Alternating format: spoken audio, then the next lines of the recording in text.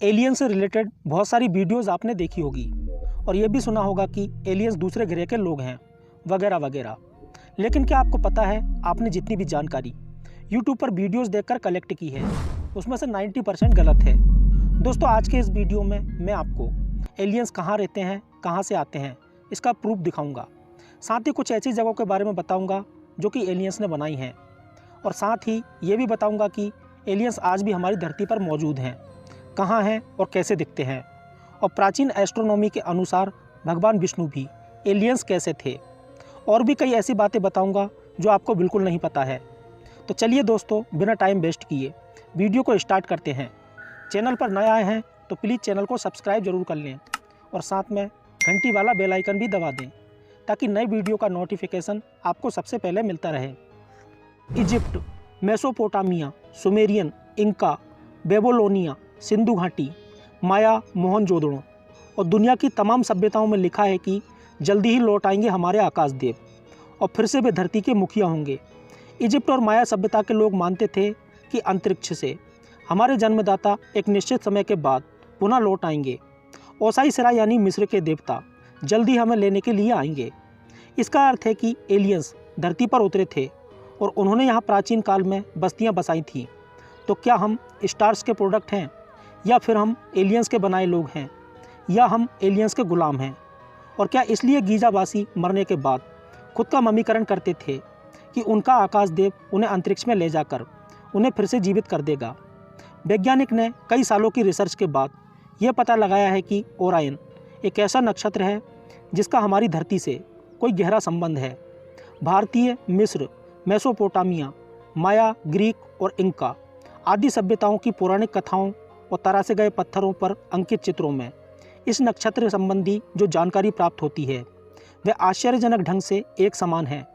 वैज्ञानिक मानते हैं कि हमारे पूर्वज, या कहें कि हमें दिशा निर्देश देने वाले लोग, ओरायन नक्षत्र से आए थे।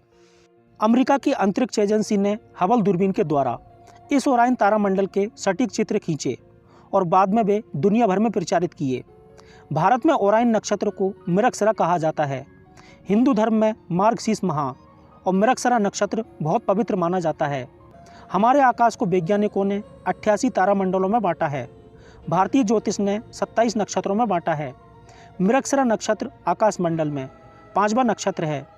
मृगशिरा का शाब्दिक अर्थ है मृग का सिर, अर्थात हिरण का सिर। मृगशिरा तारामंडल में हमारी पृथ्वी जैसी हजारों पृथ्वियाँ के होने का अनुमान है।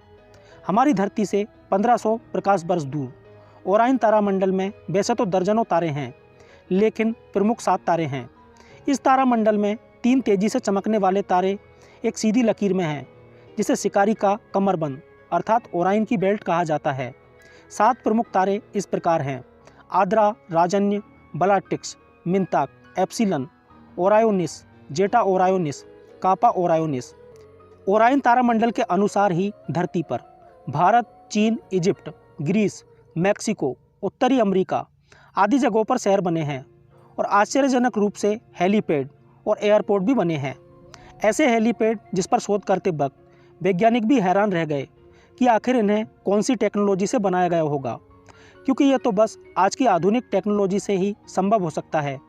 इन्हें कैसे बनाया गया होगा, ये विज्ञान के लिए आज भी एक अबूझ पहेली बनी हुई है, क्योंकि कोई ऐसी तकनीक नहीं थी जो उस ज़माने में इस एयरपोर्ट को बना सकती थी।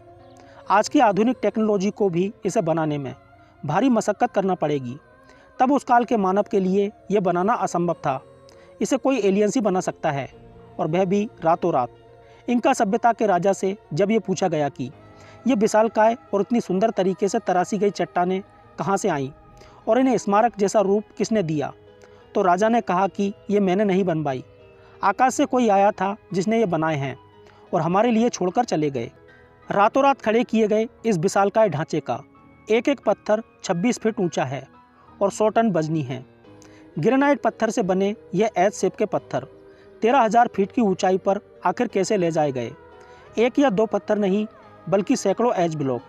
वैज्ञानिकों ने जब इन पत्थरों पर शोध किया तो पाया कि इतनी सफाई से बने ये पत्थर के ब्लॉक हाथों से कतई नहीं बनाए जा सकते। ये तो भौतिकी का बेहतर उदाहरण है। उनके होल्स और इनके किनारे बिल्कुल सटीक बने हैं। ये किसी मशीन टूल्स या डायमंड टूल्स या लेजर से ही बनते हैं। खोजकर्ताओं ने इसके कार्बन टेस्ट से पाया कि ये पत्थर करीब 27,000 वर्ष पुराने हैं। इन एज ब्लॉक के पत्थरों का ग्राफ बनाकर उसका डेटा कंप्यूटर में फिट किया गया और फिर से कंप्यूटर पर उसे उसी तरह जोड़ा गया जबकि उन्हें उस काल में जोड़ा गया था। तो एक विशाल प्लेटफॉर्म या कहें एयर ट्रैक बनता है जो विशालकाय जायंट एयर शटल के उतरने के लिए था। लेकिन 11,000 ईसा पूर्व यह इलाका पूरी तरह से तबाह हो गया। कई शोधकर्ता ऐसा मानते हैं कि इसे सुपर टेक्नोलॉजी के जरिए यहाँ लाया गया होगा और ऐसा तो कोई एलियंस ही कर सकता है। इंका सभ्यता के लोग या वहाँ के आदिवासी नहीं। आखिर उन्हें रातों रात बनाने की ज़रूरत क्यों हुई? दरअसल उनकी उड़न तस्करी को उन्हें कहीं सुरक्षित लैंड कराना था और लैंड करने के बाद फिर से उन्हें वहाँ से निकलना था। इसलिए उन्होंने एक लॉन्च पैड के साथ ही अपने लोगों के रहने के लिए एक स्थान भी बनाया। अंत में वे उन्हें ऐसा का ऐसा ही छोड़कर चले गए। जब उन्होंने एक छोटा गांव तिहुनाको बनाया तो उन्होंने उसकी दीवारों पर अपने लोगों के चित्र भी बनाए और उनके बारे में लिखा भी। तिहुनाको में काफ़ी तादाद में जो पत्थरों की दीवारें हैं उनमें अलग अलग तरह के मात्र गर्दन तक के सिर मुंह बने हैं। ये सिर या स्टैचू स्थानीय निवासियों के नहीं हैं। पुमापुंका में आकाश से देवता उतरे थे। 1549 में इंका सभ्यता के खंडर पाए गए। पुमापुंकू से आधा किलोमीटर दूर एक नई सभ्यता मिली जिसे तिहुनाको कहा गया। तिहुनाको को जिसने बसाया उसने ही पुमापुंकू को बनाया। सुमेरियन सभ्यता के टेक्स्ट में भी इस जगह का जिक्र है, जबकि सुमेरियन सभ्यता यहाँ से 13,000 किलोमीटर दूर है। सुमेरियन भी मानते हैं कि अनुनाकी नाम का एक देवता धरती पर उतरा था। यह अनुनाकी एलियंस ग्रे एलियंस की श्रेणी में आता है। ये सही है कि आज का आधुनिक विज्ञान उन्हें एलियंस ही माने, लेकिन बाइबल में उन्हें नेफिलीम कहा गया है जिन्हें स्वर्ग से बाहर कर दिया गया था और जो धरती के नहीं थे। ये स्वर्गदूतों के बच्चे थे। उनमें से एक शैतान था। परमेश्वर ने स्वर्गदूतों को स्वर्ग में रहने के लिए बनाया था, ना कि धरती पर रहने के लिए। लेकिन वे धरती पर आ गए। धरती पर वे इंसानों की औरतों की ओर आकर्षित होने लगे और फिर वे अपनी मनपसंद औरतों के साथ रहने लगे। फिर उनके बच्चे भी हुए और धीरे धीरे उन्होंने धरती पर अपना साम्राज्य फैलाना शुरू कर दिया। सामान्य मानव उन्हें या तो देवदूत कहता था या राक्षस। इस तरह धरती पर एक नए तरह के युग का प्रारंभ हुआ और नए तरह का संघर्ष भी बढ़ने लगा और सभी तरफ एलियंस का साम्राज्य हो गया। लोग रक्त शुद्धता पर जोर देने लगे।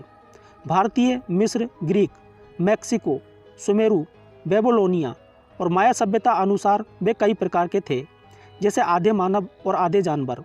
इंसानी रूप में वे लंबे पतले थे। उनका सिर पीछे से लंबा था। वे 8 से 10 फीट के थे। अर्धमानव रूप में वे सर्प, गरुड़ और बानर जैसे थे। दूसरे वे थे जो राक्षस थे, जो बहुत ही खतरनाक और लंबे चौड़े थे। कुछ तो उनमें से पक्षी जैसे दिखते थे और कुछ जानवर बानर जैसे। उनमें से कुछ उड़ सकते थे और कुछ समुद्र के भीतर भी चल सकते थे। जब वे समुद्र के भीतर चलते थे तो उनके सिर समुद्र के ऊपर दिखते थे। उनमें ऐसी शक्तियाँ थीं जो आम इंसानों में नहीं थीं, जैसे पानी पर चलना, उड़ना, गायब हो जाना आदि। शोधकर्ता मानते हैं कि उनमें से बचे हुए कुछ एलियंस आज भी धरती पर मौजूद हैं। वे हमें इसलिए दिखाई नहीं देते क्योंकि या तो वे हिमालय की अनजान जगहों पर रहते हैं या पाताल की गुप्त सुरंगों में। अंतरिक्ष से आए एलियंस ने प्राचीन मानवों और खुद के जीन को मिलाकर कई हाइब्रिड नस्लें बनाई। उन्होंने इंसानी नहीं, धरती के जानवर पर भी कई प्रयोग किए और अजीब अजीब किस्म के जानवर बनाए। आधे इंसान और आधे जानवर, आधे जानवर और आधे दूसरे जानवर। एलियंस यहाँ पर मिश्रित प्रजातियों को जन्म देकर पुनः अपने ग्रह पर चले गए और फिर समय समय पर पुनः आकर ये देखते रहते हैं कि आखिर हमारी बनाई गई रचना को क्या हुआ। भारत में सर्प मानव, बानर मानव, पक्षी मानव और इसी तरह के अन्य मानवों की कथाएं मिलती हैं। चीन में पवित्र ड्रैगन को स्वर्गदूत माना जाता है, जो 4 हैं और ये चारों ही समुद्र के बीचों बीच भूमि के अंदर रहते हैं। इजिप्ट के पिरामिडों के टैक्स से पता चलता है कि ओराइन से आए थे देवता और उन्होंने ही धरती पर जीवों की रचना की थी। इजिप्ट के लोग उन्हें अपना पूर्वज मानते थे। तो क्या इंसान प्राचीन एलियंस का वंशज है? इजिप्ट के लोग मानते हैं कि ओराइन ही हमारे अच्छे और बुरे कर्मों का हिसाब किताब रखते हैं और एक दिन हमें उन्हीं के पास जाना है। इजिप्ट के लोगों ने उन्हें आकाश देव का नाम दिया। ओसाई सिरा, जिसे साइरिस भी कहा जाता है, उनके अनुसार एक दिन वे वापस लौट आएंगे क्योंकि वही हमारे जन्मदाता हैं। इजिप्शियंस मानते हैं कि मानव जाति का जन्म तारों से हुआ है। इजिप्ट के टेक्स्ट से पता चलता है कि बादशाह हुनस सचमुच ही अंतरिक्ष में गए थे और लौट आए थे। बादशाह ओराइन के नक्षत्रों के तारों में किसी से मिलने जाते थे। गीजा के 3 पिरामिड ओराइन नक्षत्र के 3 तारों के ठीक नीचे बने हैं और कुल प्रमुख 7 पिरामिड हैं। उस पूरे क्षेत्र की रचना इस प्रकार है कि जैसे कि आकाश में उन तारों की आपसी दूरी दिखाई देती है। पिरामिड के रिसर्च से पता चलता है कि ओराइन नक्षत्र की ओर इंगित करते ये 3 पिरामिड आश्चर्यजनक रूप से ओराइन से जुड़े हैं। अंतरिक्ष से देखने पर लगता है कि ये ओराइन नक्षत्र है। इस तरह के धरती पर और भी कई स्थान हैं जो ओराइन से अलाइनमेंट रखते हैं। मध्य अमेरिका के माया पिरामिड और पेरू के नाजका मरुस्थल में बनी चित्रकारी के बारे में भी इसी तरह के दावे किए जाते हैं। गीजा से हजारों किलोमीटर दूर उत्तरी अमेरिका के नाप्टा के स्टोन्स, यहाँ रेगिस्तान में 3 पत्थरों के आसपास 5 और हैं जो ओराइन को इंगित करते हुए बनाए गए हैं। 1974 में इस स्थान की खोज की गई जिसे डेजर्स का मिनी स्टोन कहा जाता है। उनकी बनावटों से पता चलता है कि उन्हें फिजिक्स एस्ट्रोलॉजी की ज़बरदस्त जानकारी थी। यह 3 स्टोन में से सर्कल स्टोन के पास के पत्थर को कैंडल सर्कल स्टोन कहा जाता है, दूसरे को ब्लैक मिसा। ये करीब 7000 वर्ष ईसा पूर्व बनाए गए थे। लेकिन क्यों?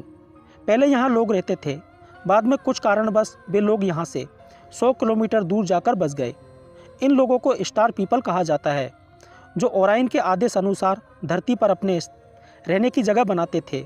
उनके अनुसार अंतरिक्ष से जब वे आते थे तो धरती पर दूर से ही उन्हें वह स्थान दिखाई दे जाता था जहां उन्हें उतरना है, और एक दिन वे अपने यान के साथ पुनः लौटकर देखेंगे कि उनकी संतानों का क्या हुआ। पुराणिक ग्रंथों में देव और दानवों की जो कथाएं मिलती हैं वे स्वर्ग और धरती से जुड़ी हुई हैं। नारद नाम के एक देव दोनों लोकों के संदेशवाहक थे। और भी कई संदेशवाहक थे, लेकिन वे सबसे प्रसिद्ध थे विष्णु भगवान, जो प्राचीन एस्ट्रोनॉमी के अनुसार एक एलियंस थे। उन्होंने अपने दोनों पार्षदों जय और विजय को बैकुंठ से निकाल दिया था। क्योंकि उन्होंने सदा अंतरिक्ष में विचरण करने वाले 4 कुमार को बैकुंठ में आने से रोक दिया था, तो उन्हें चारों कुमारों का श्राप झेलना पड़ा और फिर उन्होंने धरती पर हिरण्याक्ष और हिरण्यकशिपु के रूप में जन्म लिया। भगवान विष्णु का प्रथम अवतार 4 कुमारों के रूप में हुआ। पहले कुमार सर्ग में सनक, सनंदन, सनातन और सनत कुमार। ये 4 कुमार शाश्वत मुक्त आत्मा हैं जो अंतरिक्ष में कहीं भी आ जा सकते हैं। इनकी